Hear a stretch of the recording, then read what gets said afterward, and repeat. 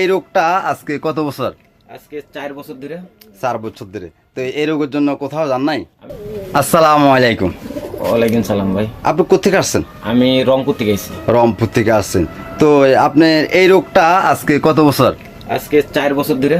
4 বছর ধরে। তো এই রোগের জন্য কোথাও যান নাই? আমি বহুত জায়গায় গেছি ভাই। বহুত জায়গায় গেছেন। কি ওষুধ খান নাই? ওষুধ খাইছি, বহুত ডাক্তার কাছে গেছি, বহুত হোমিওপ্যাথি খাইছি, এলোপ্যাথি খাইছি। তো এই ওষুধ খেলে ভালো থাকে, ওষুধ না খেলে আবার শুরু হয় নাকি? আবার শুরু হয় একদম চামড়া প্লেন হয়ে যায়। হ্যাঁ, চর্মরোগ, এটা চর্মরোগের ওষুধ খেলে ভালো লাগে, না খেলে খারাপ লাগে, এটাই সবাই বলে। আমাদের এখানে ডাক্তার আসে, আমাদের এখানে কবিরাজ আসে, আমাদের এখানে বিভিন্ন ডিস্ট্রিক্ট থেকে রুগীরা আসে। আমাদের এখানে ইনশাল্লাহ একবার খেলে হয়, শুধু একবার খেলে হয়।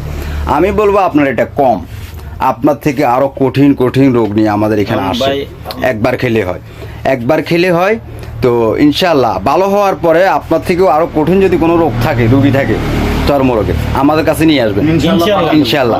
ইনশাল্লাহ নিয়ে আসবেন, আমাদের ঠিকানাটি নিয়ে আসবেন, না ঠিকানা দিবেন, কারণ আপনার আসতে গেলে অনেক টাকা লাগবে। কিশোরগঞ্জ থেকে আসছেন, রংপুর থেকে আসছেন, রংপুর থেকে আসতে অনেক টাকা লাগে। তা আপনার আসার দরকার নাই, আপনার রোগীদেরকে আমাদের এই ঠিকানাটা দিবেন ইনশাল্লাহ। তো আমরা যেটা বলি শুনেন, এই রোগ আপনি এখন খাওয়ার পর হয়তো 24 ঘন্টার ভিতরে 2-1 দিনের ভিতরে আপনার চুলকানি বাড়বে। যখন একটু চুলকানি বাড়বে তখন মনে করতে হবে ভিতর থেকে রোগটা বাইরে হয়ে যেতেছে। যখন চুলকানি বাড়বে তখন রোগটা বের হচ্ছে। যখন চুলকানি বেড়ে যাবে অপেক্ষা করতে হবে চুলকানি কমানোর জন্য। যতক্ষণ না কমে অপেক্ষা করতে হবে। হ্যাঁ, অস্থির হওয়া যাবে না। কোনো রোগ, এই রোগের ওষুধ খেতে পারবেন না, চুলকানি কমানোর জন্য ওষুধ খেতে পারবেন না, এদের ভালো হবেন ইনশাআল্লাহ।